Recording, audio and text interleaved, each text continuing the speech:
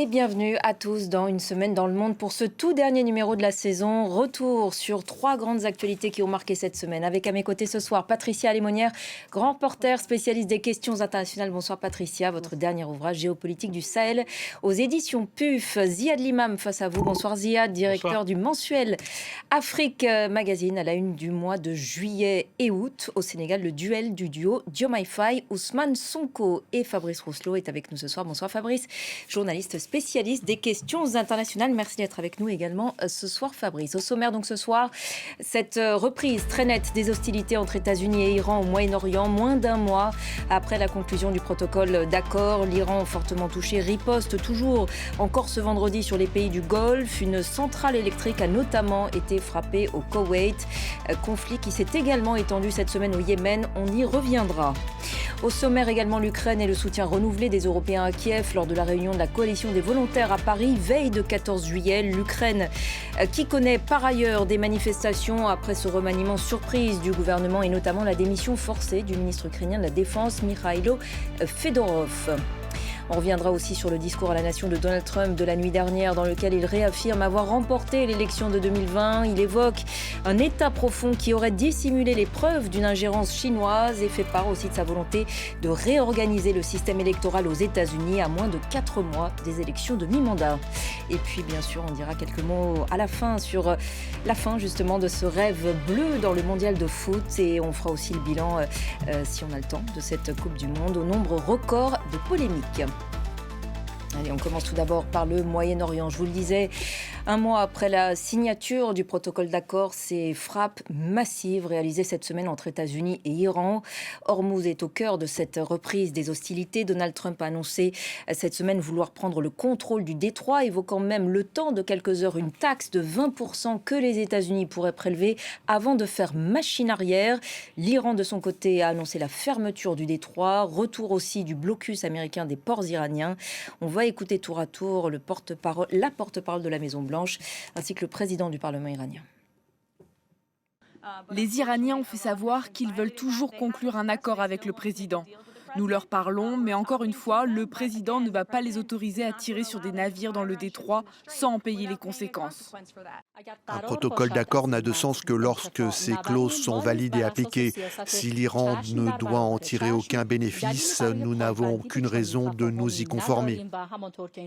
Bon, Patricia, sans grande surprise, on peut le dire, reprise très nette de ces hostilités. Il faut dire que ce protocole d'accord, par ces zones d'ombre et son flou, sans doute volontairement entretenu sur certains points, était en lui-même, disons, la porte ouverte à de nouvelles tensions.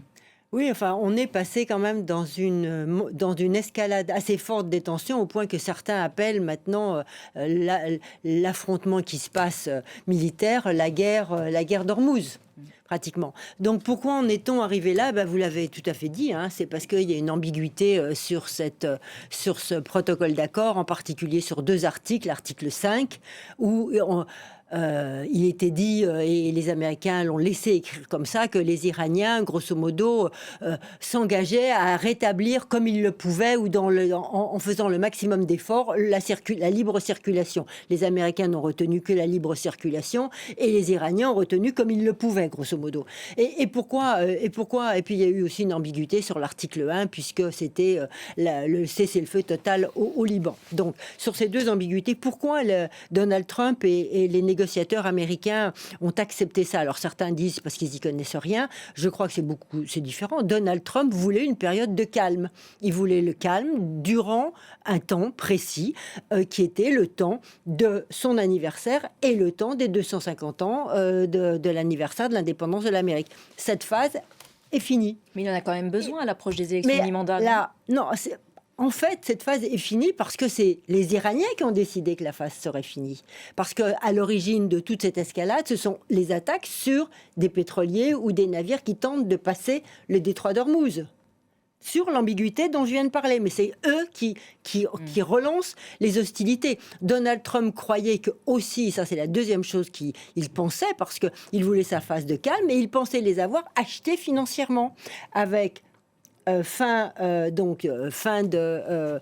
du gel des avoirs, levée des sanctions, etc. Ils pensaient avoir acheté les Iraniens. C'est très mal connaître les Iraniens.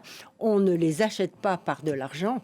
Ce qui est en jeu, c'est la survie et la survie idéologique et militaire de ceux qui ont la main en Iran. Et donc, c'est même pas la levée des sanctions et le dégel des 300 milliards qui va mettre fin à la guerre. Fabrice, donc tension maximale autour d'Ormuz, et je l'évoquais, Donald Trump a annoncé cette semaine, avant de faire machine arrière, l'idée d'un péage que les États-Unis pourraient prélever. Il donne en quelque sorte crédit à la revendication aussi iranienne. Tous les deux sont contraires à la liberté de navigation. Oui, on revient on est dans une situation où même la situation hantée, qui était très calme, n'est plus possible. Donc maintenant, chacun veut taxer de son côté. Trump a annoncé ça, il est revenu en arrière après. Il avait besoin, en effet, d'une période de calme, mais aussi parce il commençait à avoir aux États-Unis les voix monter sur le coût de l'essence, etc., etc. Donc il a utilisé cette période-là. Ce dont on se rend compte aujourd'hui, c'est qu'en effet, ce Memorandum Understanding a été très mal écrit, a été fait de façon volontairement vague, en tout cas pour servir tout le monde. Le problème, c'est qu'aujourd'hui, moi, je vois zéro issue à ce qui se passe. C'est-à-dire qu'on a l'impression qu'on est dans une espèce d'escalade à peu près chaque jour où il y a des réponses iraniennes qui, en fait, reviennent à la stratégie de départ.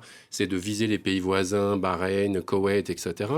On en parlera tout à l'heure aussi, les Houthis qui rentrent dans la danse. Et il y a Trump qui est complètement acculé, qui répète tous les jours qu'il va les exterminer, qui nous a dit depuis maintenant 40 jours que de toute façon, il n'y a plus rien en face, alors que évidemment, ce n'est pas le cas. Donc on est dans une espèce de rhétorique guerrière où en même temps, il n'a pas le droit, lui, de dire que c'est la guerre, parce que s'il prononce le mot guerre, le Congrès va venir en disant « excusez-nous, mais là, c'est illégal, vous devez passer devant le Congrès ». Donc il parle d'attaque, il parle etc. Et tous les 2 jours, il annonce que la semaine prochaine, l'Iran va capituler. Et finalement, ça ne se passe pas, et on est dans une espèce d'escalade sans fin, dont en tout cas, moi, je vois mal l'issue. Patricia, avant de donner la parole à Ziad, vous vouliez nuancer? Oui, il est passé Donald Trump est passé devant le Congrès américain pour dire qu'il reprenait les hostilités et l'escalade en début de semaine. Mais effectivement, il y a les 60 jours dont faisait sûrement allusion Fabrice. Il a 60 jours devant lui avant qu'il y ait un vote définitif. Ziad, on l'a suffisamment dit sur ce plateau ces dernières semaines. Pourtant, on a quand même le sentiment que les deux parties ont intérêt à ce que tout cela s'arrête, non ? Vu comme ça, c'est une guerre de perdants assurés. C'est-à-dire que les Iraniens peuvent entretenir encore un peu la fiction d'une capacité de riposte. La guerre renforce les éléments les plus radicaux du pays, donc ça joue sur les équilibres intérieurs. Ils pensent que d'être arrivés jusque-là est déjà une victoire en soi. Leur survie, en gros, est une victoire en soi, mais on ne voit pas comment ce schéma peut durer des mois, avec de nouveau le blocus des ports, qui est une arme quand même très très efficace pour couper l'accès de l'Iran à des importations essentielles ou à les exportations de pétrole, le blocage des avoirs. On peut penser aussi que l'opinion iranienne, dont on a du mal à mesurer exactement où elle est, puisqu'on a peu d'informations, mais on peut penser que sur la première phase de la guerre, où ils ont été clairement bombardés et attaqués en plus par les Israéliens qui ne sont pas les amis des Iraniens. Sur cette seconde phase, c'est peut-être plus compliqué en termes de politique intérieure que sur la première phase. Et puis pour les Américains, c'est quand même un aveu d'impuissance. Oui, alors ils utilisent leurs armes, leur super armée, etc. On a l'impression même qu'ils font... Encore une fois, je ne suis pas expert, je n'ai pas les sites, mais on a l'impression que c'est ciblé aussi pour ne pas aller au-delà d'une certaine limite. On n'est pas dans les vagues de bombardements massifs de la première opération où Téhéran était tapé régulièrement, lourdement. Et puis, l'autre chose, c'est qu'on fait très attention de part et d'autre à mettre les Israéliens de côté. C'est un débat aux États-Unis. Les Israéliens allument les braises un peu partout là où ils peuvent, mais bon, il y a un certain nombre de magas aux États-Unis qui disent attention, attention, ils sont en train de mettre le feu à la maison. Donc, on voit bien que tous les acteurs cherchent une sortie. on dirait, honorable d'une guerre où il n'y a que des losers, et on va voir la pression monter aux États-Unis parce que de nouveau le pétrole va monter, de nouveau l'opinion publique, on va sortir de la coupe du fois, même si la Coupe du Monde n'a pas mobilisé les foules aux États-Unis à ce point-là, mais on va changer de timing et on voit aussi quand même, on en parlera tout à l'heure dans l'émission, on voit aussi que les enjeux américains intérieurs deviennent archi préoccupants, archi prégnants sur la classe politique. Alors une guerre qui n'a pas de fin et qui coûte 1 milliard par jour, ça va poser un problème. C'est ça en fait, c'est une stratégie quand même risquée, non ? Oui, ils ont déjà connu ça. Enfin, on a l'impression qu'on a un schéma américain où en gros, alors là en plus c'est encore plus évident à cause de la façon qu'a Trump de mener ces espèces de guerres dont il pense qu'elles vont toutes se terminer en 3 jours. Et en fait, on est toujours dans cette espèce de transaction, mais qui est mal faite, qui est faite trop rapidement, et surtout avec une méconnaissance des gens qui sont en face. Il est clair que, on le sait depuis le début, les Américains ont sous-estimé complètement l'Iran et la capacité de l'Iran à la fois à résister, mais aussi à négocier derrière les attaques. Et aujourd'hui, comme on le disait tout à l'heure, on a l'impression que Trump n'a pas d'issue. C'est de la rotomontade un peu tous les jours et on commence un peu à se fatiguer. L'opinion américaine se fatigue très très vite. Aux États-Unis, on parle beaucoup de cette guerre qui ne sert à rien et on dépense en effet beaucoup d'argent alors qu'on pourrait mettre l'argent ailleurs. Donc ça va commencer à le gêner. Trump, ça l'a gêné déjà, ça va le commencer encore à le gêner. D'autant que, comme on le disait Ziad, les midterms arrivent et il y a d'autres enjeux intérieurs qui vont le gêner également.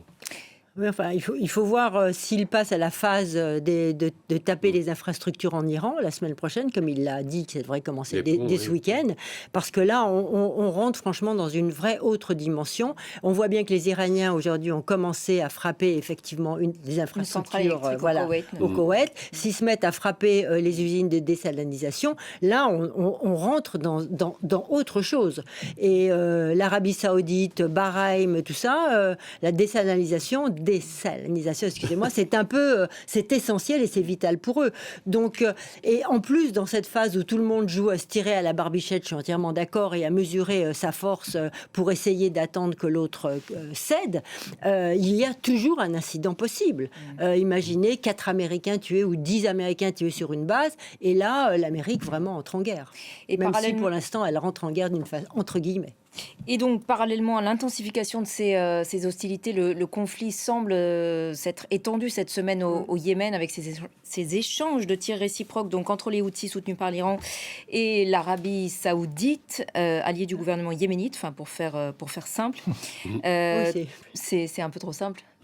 Donc, après, en tout cas, plusieurs années de trêve. Alors, Patricia, quelle interprétation est donnée et expliquez-nous un peu plus précisément. Alors, on va essayer d'être simple j'imagine que tous vos téléspectateurs connaissent la situation. Le Yémen du Nord avec les Houthis, le Yémen du Sud avec un gouvernement reconnu par l'Arabie Saoudite et la communauté internationale, très longtemps soutenu par l'Arabie Saoudite et les Émirats, et une trêve qui avait été signée en 22, et on était arrivé à une trêve. Jusqu'à présent, les Houthis, l'Iran avait demandé souvent que les Houthis soient activés durant cette guerre pour fermer le détroit de Bab el-Mandeb.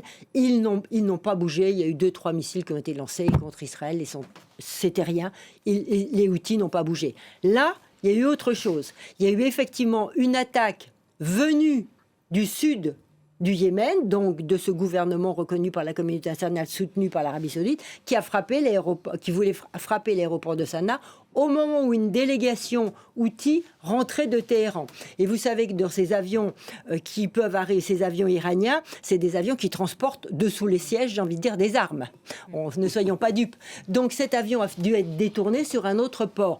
Et les Houthis furieux, en disant vous violez notre espace, vous avez violé notre espace aérien, c'est faux. Parce que pour qu'un avion atterrisse à Sanaa, il faut l'autorisation internationale d'une coalition qu'ils n'ont pas demandé. Donc, vous voyez, tout ça, c'est très compliqué. Mais donc, les Houthis ont tiré. Ils n'allaient pas tirer sur le Yémen du Sud. C'est un trop petit client, j'ai envie de dire. Donc, ils ont tiré sur les Saoudiens. Et là, c'est tout le danger. Parce que si l'Arabie Saoudite rentre dans le jeu et avait rétorqué, là, pour l'instant, c'est calme, c'est l'oléoduc qui est menacé. Le fameux oléoduc qui part des champs pétroliers saoudiens et qui va sur la mer Rouge. Donc, pour l'instant, tout le monde se retient son souffle.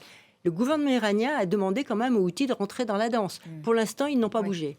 Ziad, sur cette extension de la guerre qu'on a connue cette semaine, les Houthis peuvent effectivement tenter de saisir ce momentum de justement l'Iran qui tient tête aux États-Unis, etc., pour tenter de reprendre un petit peu la main au Yémen? J'ai pas de source dans le commandement outil, mais je pense que l'intuition, c'est qu'ils n'ont absolument aucune envie d'être liquidés sur l'autel de cette guerre. Et s'il avait fallu le faire, il l'aurait probablement fait avant. S'il avait fallu rentrer aux côtés de l'Iran, il l'aurait fait avant. S'il avait fallu bloquer le détroit de Bab el-Mandeb, il l'aurait fait avant. S'il avait fallu attaquer Israël, ils auraient essayé de manière un peu plus convaincante. Donc on sent bien qu'ils essayent d'être à la fois, j'allais dire, solidaire idéologiquement du grand combat contre l'impérialisme, etc., et proche de l'Iran, mais on sent aussi que la survie du mouvement est probablement un thème sérieux pour eux. Et puis, il ne faut jamais aussi exclure les réalités locales, c'est-à-dire qu'il y a quand même une lutte pour le pouvoir au Yémen, il y a une lutte armée, il y a deux régimes, enfin voilà, donc ça les occupe beaucoup aussi, donc enfin, encore une fois, je vous dis, je peux me tromper, mais je ne pense pas que ça soit leur préoccupation aujourd'hui. Leur relation à l'Arabie Saoudite, ça, c'est une vraie préoccupation. En même temps, il y a eu une guerre de longue durée et les Saoudiens se sont retirés de cette guerre parce qu'ils ont perdu beaucoup d'argent et d'énergie. Il y a la question aussi des Émiratis qui ont une politique yéménite. Donc là, on est vraiment dans les histoires plus, j'allais dire, de la péninsule arabique que des histoires avec l'Iran. Voilà donc pour la situation au Moyen-Orient. Également au sommaire cette semaine, la guerre en Ukraine et le soutien renouvelé des Européens à Kiev cette semaine encore. Lors de la réunion de la coalition des volontaires à Paris, veille de 14 juillet, l'Ukraine qui était d'ailleurs mise à l'honneur durant ce défilé. Bruxelles a aussi donné le feu vert cette semaine à la production conjointe de drones avec Kiev. Pendant ce temps, en Ukraine, très vive tension et manifestation même avec, après ce remaniement surprise du gouvernement et notamment la démission forcée du ministre ukrainien de la Défense, Mikhailo Fedorov, très populaire, démission donc qui suscite l'indignation d'une partie de la population, démission d'ailleurs dans la foulée du commandant adjoint de l'armée de l'air ukrainienne. On va écouter quelques manifestants, puis Volodymyr Zelensky. Les gens ne comprennent tout simplement pas ce qui se passe, ni pourquoi une telle décision a été prise. C'est pour cela que nous sommes venus demander des comptes aux autorités. Je me préoccupe du sort de mon pays et lorsque des personnes très efficaces sont simplement écartées de leur poste pour des raisons obscures, ce n'est pas normal. Un président en temps de guerre ne devrait pas avoir à choisir dans une telle situation. Honnêtement, je souhaiterais vraiment l'unité. Les deux partis ne l'ont pas trouvée et ce n'est pas seulement leur problème, c'est aussi le mien. Fabrice, donc un limogeage qui suscite beaucoup de divisions en Ukraine dans ce contexte de guerre. Oui, alors je trouve qu'il y a plusieurs niveaux. C'est-à-dire que déjà, avoir un gouvernement de guerre, ça va faire, on est dans la 5e année, c'est en effet des choses compliquées. Avoir un gouvernement de guerre dans un cadre institutionnel qui est corrompu jusqu'à la moelle, et on l'a vu lors des précédentes années où il y a eu quelques purges comme ça qui ont été quelquefois mal reçues.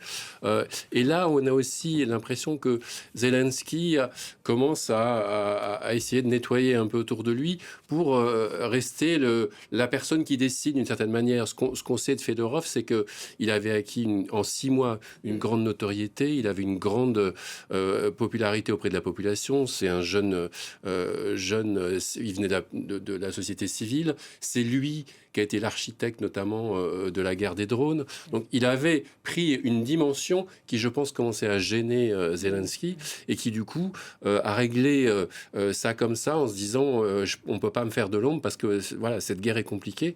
Après, il y avait aussi une rivalité, semble-t-il, avec le commandant de l'armée. Quelle est la réalité de cette rivalité? Je suis incapable de le dire.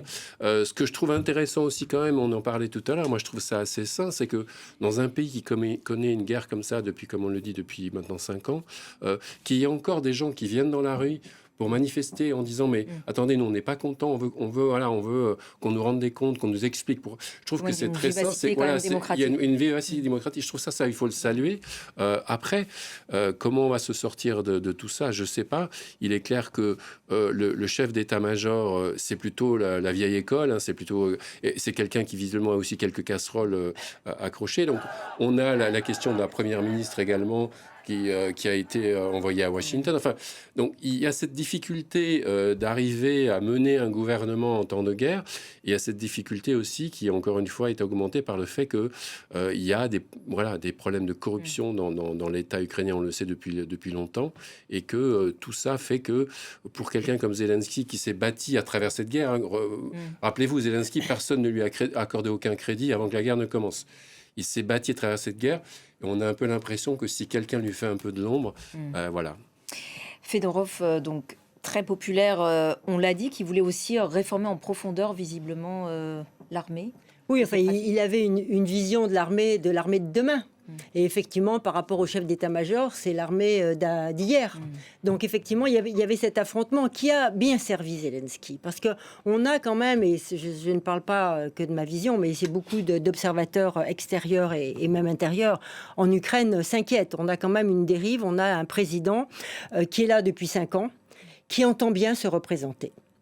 Et même pourquoi pas faire en sorte que les élections arrivent assez vite pour qu'il soit, par rapport à Vladimir Poutine, qui ne cesse de répéter qu'il n'est pas légitime puisqu'il n'y a pas eu d'élection, pour être en situation de légitimité par rapport à Vladimir Poutine, pour enfin prendre ses négociations et entamer ses négociations avec le président Poutine. Zelensky, il y a 2 personnes qui l'inquiétaient. Effectivement, ce Premier ministre jeune, dynamique, soutenu par les militaires et par la population, ce qui est quand même beaucoup. Et l'autre personne qui l'inquiète, c'est celui qui était l'ancien chef d'état-major, qu'il a envoyé se promener à Londres, qu'il a limogé, qu'il a envoyé à Londres, toujours très populaire. Et il lui aurait même demandé, est-ce que si je me présente, tu peux pas Et l'autre lui aurait dit, non, cher ami, moi, je mènerai ma vie. Donc, on voit bien que derrière tout ça, il y a Zelensky, qui est peut-être un peu gagné par mon mot favori, qui est l'hubris, mais, comme faisait remarquer Fabrice, mais donc, Zelensky, qui lui pense qu'il est le seul légitime à entamer des négociations avec Vladimir Poutine s'il est réélu.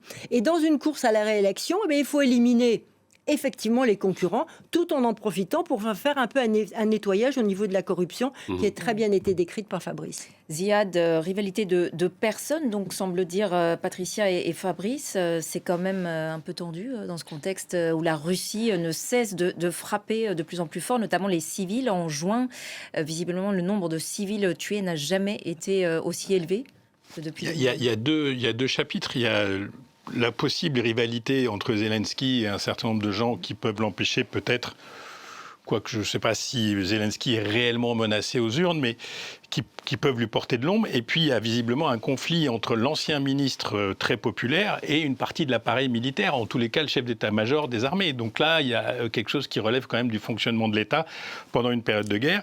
Et qui a raison, qui a tort, qui a voulu la peau de l'un, qui a voulu la peau de l'autre, mais le président arbitre, ce qui est un petit peu aussi son job. Donc je pense que, comme toujours dans un pays en guerre, les zones grises sont nombreuses, les conflits de personnes sont réels, la guerre favorise la corruption, parce qu'il y a un paquet d'argent qui se déverse en aide, en armes, en contrats, en commissions, etc. Donc, moi, ce qui m'étonne dans tout ça, c'est que c'est pas la première fois que Zelensky a une crise politique, c'est pas la première fois qu'il survivra à une crise politique. Il y a quelque chose d'une forme de résilience et de téflon, enfin d'armure téflon Zelensky. Il est très soutenu aussi par tous les gens de la coalition des volontaires, parce que si c'est plus Zelensky, alors là c'est le vide intersidéral avec qui on va négocier, avec qui on va armer, avec qui on va mettre de l'argent. Donc je pense qu'il a quelques armes, et comme disait Patricia, une de ces armes, c'est que il est un peu le seul aujourd'hui qui peut ouvrir les épaules et aller voir Poutine et solder, ce qui est peu probable parce que Poutine le est, mais il a la légitimité de faire ça. Donc voilà, moi je pense qu'il faut faire très attention à toutes ces zones grises dans un pays comme ça, parce que On n'a pas les éléments. Enfin, au-delà de l'analyse immédiate, il nous manque vraiment beaucoup d'éléments de compréhension de ces conflits de personnes qui sont aussi des conflits d'appareils, qui sont aussi des conflits de système. Donc c'est un peu compliqué. Mais le président Zelensky voudrait entamer des négociations parce que le pays, contrairement à même s'il marque des points en Russie, le pays est exsangue. Oui. Et Vladimir Poutine, Donald Trump l'affirme en tout cas, serait prêt à un accord. C'est ce qu'il a à nouveau déclaré cette semaine. Il est prêt à son accord. Il est prêt à son accord à lui. Il dit l'accord sur ses conditions. Et les conditions, on les connaît.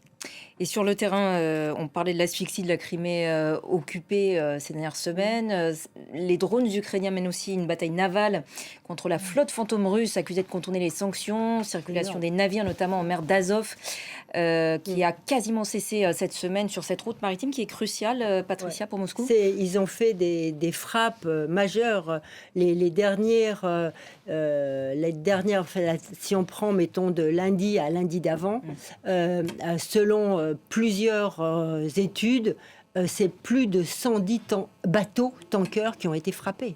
Ça veut dire c'est énorme.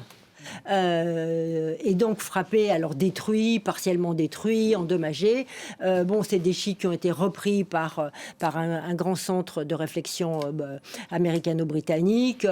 Ça, c'était des sources, 120, c'était des sources qui venaient ukrainiennes. Mais bon, c'est un chiffre qui est admis. Ça veut dire donc qu'effectivement, la Crimée est étranglée. Mais non seulement la Crimée est étranglée, mais les routes d'approvisionnement, parce qu'il y a toujours le pont, même si la mer d'Azov, qui est une mer en fait privée, puisque depuis la conquête russe de Mariupol, ils ont privatisé en quelque sorte cette guerre. Mais il y a un pont qui relie effectivement. Et donc là, l'acheminement passe beaucoup par ce pont. Mais les routes en amont de ce pont sont frappées aussi sans arrêt par des drones ukrainiens. Donc, si vous voulez, l'approvisionnement ne venait pas que par la mer, l'approvisionnement venait par la terre. Et même la terre est frappée. Et donc là, les Ukrainiens ont montré finalement une maîtrise de l'industrie des drones qui est allé plus vite que les Russes, mais méfions-nous des Russes. Les Russes ont beaucoup d'ingénieurs et savent aussi et travaillent aussi beaucoup aujourd'hui sur de nouveaux systèmes qui ne sont pas encore déployés. Maîtrise de l'industrie des drones et cette annonce aussi de l'Union européenne cette semaine, cet accord UE-Ukraine pour la production conjointe de drones, ça peut... C'est une bonne nouvelle, c'est-à-dire que de toute façon, on a vu que les drones ont changé cette guerre, de façon très, très, très factuelle. À partir du moment où les Ukrainiens ont suffisamment de drones, j'allais dire, la dynamique a changé. On s'est rendu compte que sur le front, plus rien ne se passait et que c'est finalement les drones ukrainiens, et notamment en territoire russe, mais aussi en Crimée, qui vont faire la différence. C'est pour ça qu'on en revient aussi à Fedorov, dont on parlait tout à l'heure, parce que c'est celui aussi qui était l'architecte de cette stratégie-là. Et c'est aussi pour ça qu'il y a ces réactions ukrainiennes. Après, aujourd'hui, de nouveau, quelle est la réalité d'un possible accord? Ça devient très compliqué. Il y avait une très bonne interview sur CNN en début de semaine d'un ex-premier ministre de Poutine, du temps où Poutine était fréquentable. Et la journaliste lui demandait, mais donc Poutine, il veut le nouveau, l'Empire soviétique, etc. Et l'ex-premier ministre disait, mais en fait, l'Occident n'a rien compris à Poutine. Ce qu'il veut aujourd'hui, Poutine, c'est rester au pouvoir. Il va s'agripper autant qu'il peut. Et ce qui me semble aussi une bonne façon de comprendre le personnage. Et du coup, si c'est ça le leitmotiv, voilà, la défaite, c'est pas possible. Donc du coup, on en revient aux conditions. Voilà, je veux prendre tout le Donbass, je veux prendre tous les Oblats, etc. Et de nouveau, on en a des équations qui sont insolubles. Ziad, un dernier mot. Et puis les drones, nous, on ne sait pas les faire, donc on va profiter de l'accord pour apprendre à faire des drones. Les Européens, c'est-à-dire qu'on ne sait pas ni les faire.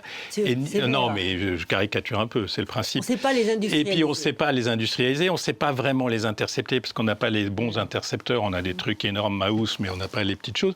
Donc c'est là où aussi l'Ukraine est devenue une puissance militaire sur lequel il faudra compter. Ça sera, au sortir de la guerre, une des armées les plus puissantes du monde, avec des armées de terre, armées de l'air, de la marine, etc. Et ça ne sera pas un partenaire peut-être aussi simple qu'on ne le croit. Pour la France, c'est un déclassement, c'est un risque de déclassement. On a des armées qui montent, on a l'Ukraine, la Pologne, la Turquie. La Turquie qui est une armée qui fait des progrès industriels colossaux avec un avion peut-être de 4e génération et j'en passe. Et donc l'Allemagne et la France qui va construire son avion du futur toute seule apparemment.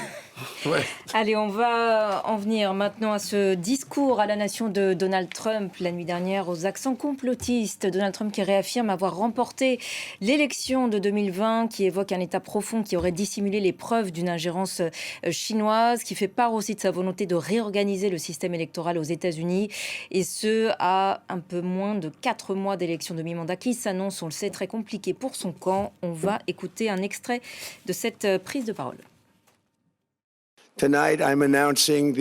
Ce soir, j'annonce la déclassification et la publication immédiate d'informations cruciales révélant des failles choquantes dans notre infrastructure électorale. Ces éléments prouvent que notre système électoral nous expose dangereusement à un niveau que l'on n'aurait jamais cru possible au piratage, à l'exploitation et à l'ingérence étrangère.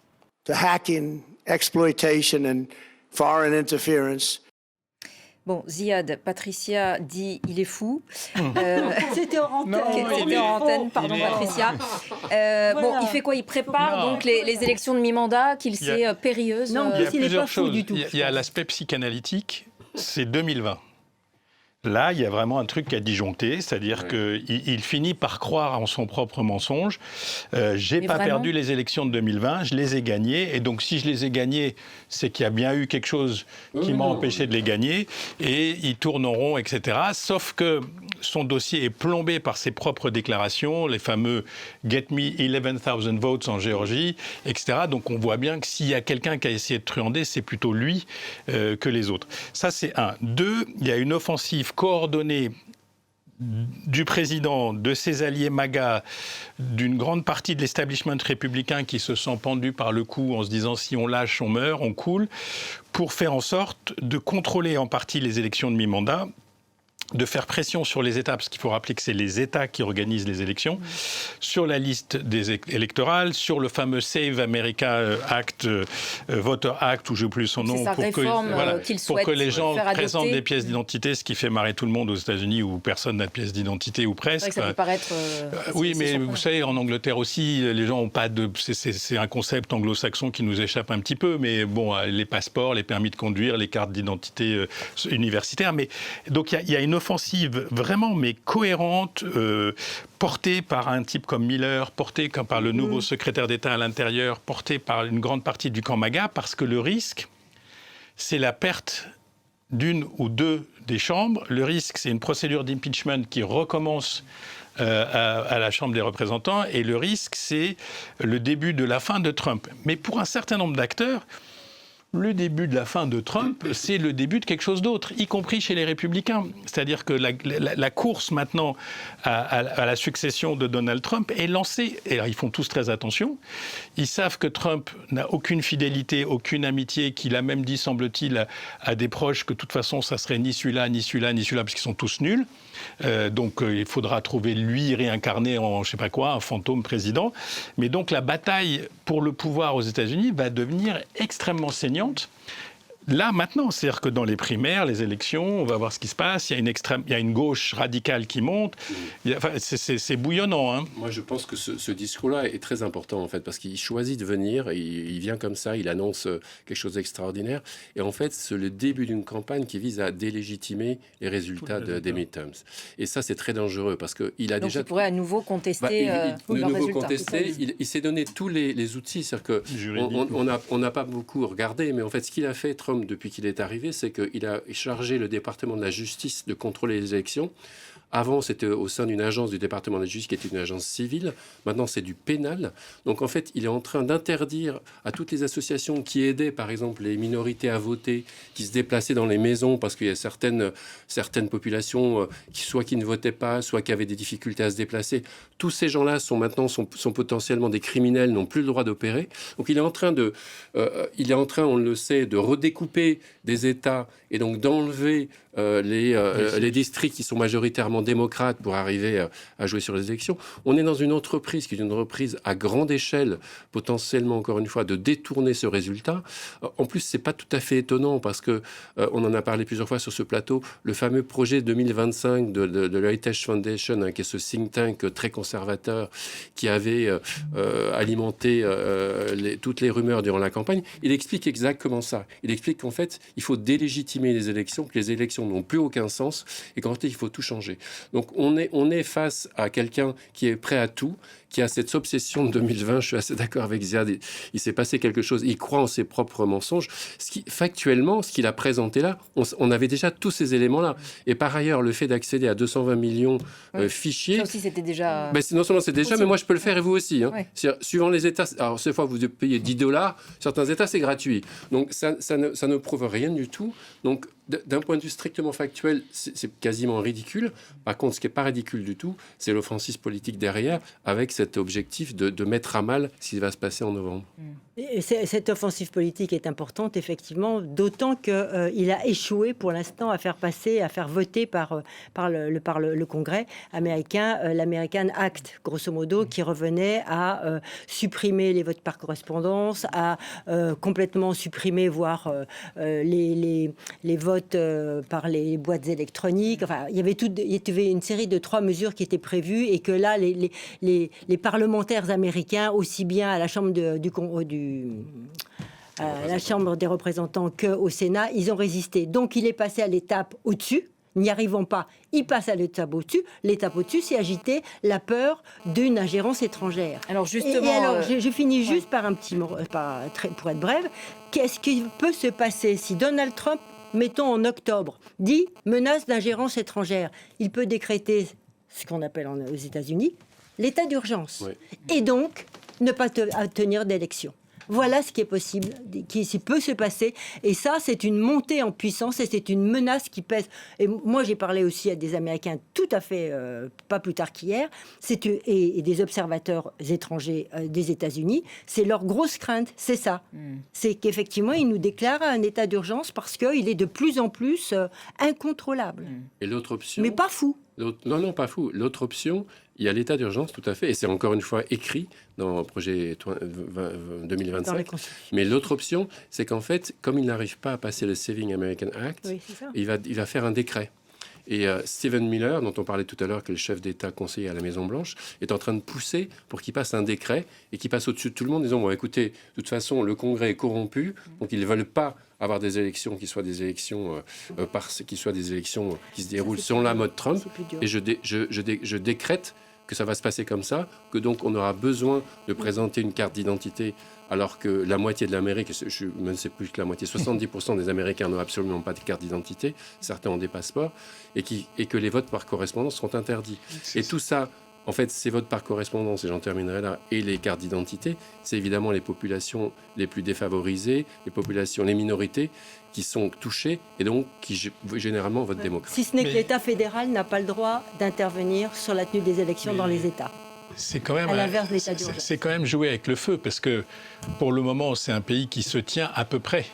À peu près. C'est-à-dire qu'il n'y a pas trop de violence, il n'y a pas trop de choc, etc. Mais quand même, aux dernières élections, Kamala Harris, elle a fait 49-25. Et donc, il y a 100 millions d'Américains qui sont contre cette politique et qui ont probablement dû, une partie d'entre eux se sont radicalisés. Et donc, à force de pousser les institutions dans le mur, on ne sait pas trop ce qui peut se passer. C'est-à-dire qu'un décret qui interdit, qui élimine les élections, je ne sais pas ce qui se passe aux États-Unis. Je ne sais pas ce qui se passe en Californie, je ne sais pas ce qui se passe à l'État de New York, je ne sais pas ce qui se passe en Pennsylvanie, qui sont par exemple des États très peuplés à dominante démocrate, Chicago, etc. Donc il y a quand même un risque institutionnel puissant pour le président et pour le pays, qui est en guerre par ailleurs et qui a d'autres soucis planétaires. Il y a juste un dernier mot avant de passer au football sur donc cette ingérence étrangère, en l'occurrence chinoise. Bon, la Chine évidemment parle de pure invention. Pourquoi relancer les hostilités Mais tout le monde ingère tout le monde, c'est ridicule. C'est ridicule. D'abord, on a des preuves aux États-Unis. Il y a quand même un système. Il y a un système Après, tout le monde ingère tout le monde. Les Russes essaient d'ingérer la France, les Chinois, les Iraniens, les Israéliens essaient d'ingérer les États-Unis. Tout le monde essaye de jouer sa carte. Les Qataris ingèrent le Parlement européen, les Marocains, je ne sais pas quoi. Donc, je pense que tout ça, c'est real life. Non, mais c'est pour son but. C'est son but. C'est quand même lui qui a sorti les boîtes, qui les a emmenées chez lui en Floride. C'est lui qui a mis 5 millions de dollars pour payer une femme qui a obtenu un jugement pour viol et agression sexuelle. Et qui a eu sa fortune multipliée par Lui et sa famille. Il y a un livre qui est sorti qui s'appelle Regime Change, dont je vous conseille de lire les bonnes pages, qui est absolument terrifiant sur le fait, comme tu disais, qu'il n'a plus de limite. Il pense qu'il est l'homme le plus puissant de l'histoire de l'humanité. Donc il est cinglé. Personne n'ose le contredire aussi. Oui, mais... Si les Espagnols. Ils se retrouveront d'ailleurs, et la transition est toute trouvée avec le foot. Ah, je l'ai pas. Bravo, Pedro Patricia. Sanchez, merci Patricia. Pedro Sanchez et Donald Trump qui se retrouveront donc pour la finale. Ce sera ce dimanche. Alors on va donc parler rapidement de football avec aussi cette défaite, on va l'évoquer bien malgré nous, de la France, de surcroît un 14 juillet. Donc les Bleus défaits face à l'Espagne en demi-finale. 2-0, la supériorité espagnole a été assez nette. Il fallait être au maximum. On ne l'a pas été, a concédé Didier Deschamps, dont c'était la dernière Coupe du Monde. Passé le choc, les Bleus vont donc devoir affronter l'Angleterre. Ce sera donc samedi soir pour la petite finale, et ensuite donc cette grande finale opposera l'Espagne à l'Argentine. Alors peut-être un mot d'abord avant d'évoquer les deux matchs qui arrivent. Qui veut commencer? Ziad, étoile filante a titré l'équipe mercredi matin. C'était un peu ça, bon, beaucoup d'espoir. Mais... Pas à moi qu'on reprochera sur ce plateau d'avoir dit dès le début prudence, prudence, prudence. Sur l'équipe de France? Oui, parce qu'on a eu d'abord un tirage assez favorable au début, avec 3 matchs relativement faciles. Après, devant le Paraguay et le Maroc, on n'a pas, enfin la Suède, Paraguay, Maroc, on n'a pas senti... Bon, il y a des superstars devant, mais moi j'ai toujours pensé que le premier match difficile, ça serait vraiment difficile, et que cette équipe, on l'a trop aussi shootée, c'est génial, c'est super, etc. Bon, après le foot, c'est le foot, ça aurait pu se passer autrement. Les Anglais auraient pu être en finale, ils ne le sont pas. La France, avec un coup de chance, il n'y aurait pas eu le pénalty. Enfin, il peut y avoir toutes sortes de mais. Mais on a perdu, on ne fera pas back-to-back. Et on aurait pu faire 3 finales d'affilée quand même, ce qui est pas mal, mais on en a déjà perdu une. Et s'ouvre un chapitre qui va être beaucoup plus complexe que ce qu'on lit dans la presse, qui est la succession de Deschamps. Deschamps aimé ou pas aimé. Zidane, c'est pas simple. La fédération, c'est pas simple. L'argent, c'est pas simple. Ah oui, les on salaires va sortir Zidane, d'un cycle qui était totalement stabilisé pour entrer dans un cycle moins stable, où il faudra réinventer une équipe. Alors, un peu quand même. On a le temps à une intervention chacun. Patricia, votre carte blanche sur cette Coupe du Monde, qu'est-ce qui vous aura le plus marqué? Moi, ce qui va me marquer, pas ce qui m'a marqué, ce qui va me marquer, c'est effectivement la petite finale entre la France et l'Angleterre, 2 vieux pays européens, les ancêtres grandes puissances mondiales du 19e siècle, qui vont se disputer une malheureuse 3e place sur le peu de grandeur qu'il leur reste. Et en face, on va avoir Pedro Sanchez, Donald Trump, 2 visions. Alors, avec Pedro Sanchez, Espagne, Donald Trump proche de Méliès qui représente l'Argentine, et l'Argentine et l'Espagne, c'est 2 visions du monde totalement différentes. L'une jusqu'au boutiste, avant-garde, plus d'État, plus rien, et l'autre protéger les minorités, etc., l'ouverture, etc. Et donc c'est le monde de demain et le monde d'hier. Petite finale, le monde d'hier, le monde de demain. Allez, très rapidement. Très vite. Moi, je vais citer mon grand-père qui disait toujours, à se voir trop beau, on tombe souvent de haut. Ce qui s'est passé. Et s'il y a quelque chose que je retiens, c'est Cap-Vert et Curaçao, 2 équipes dans une Coupe du Monde dominées par l'argent, sont arrivées sans rien, avec des chaussures qui étaient souvent ouvertes et avec des sparadraps, et qui ont réussi à résister et à passer des tours. Bravo, sur un plan protocolaire, j'attends de voir la tribune officielle dimanche. Ouais. Je ne suis pas sûr que Trump s'expose à 80 000 personnes au MetLife de New York, qui est le bedrock de l'opposition. Mais restera Argentine-Espagne. Un match de MMA entre Sanchez et c'est pas sûr Trump. que Sanchez, parce que le roi vient, donc là aussi, on ne sait pas trop comment ça se passe. Il y a risque d'annulation aussi. Et en plus, il y a surtout risque d'annulation. Il fait moche. Bon, c'est ce qu'on verra dimanche. Néanmoins, merci infiniment, Ziad, Fabrice et Patricia. Là, il faut qu'on parte, on ne peut plus rester.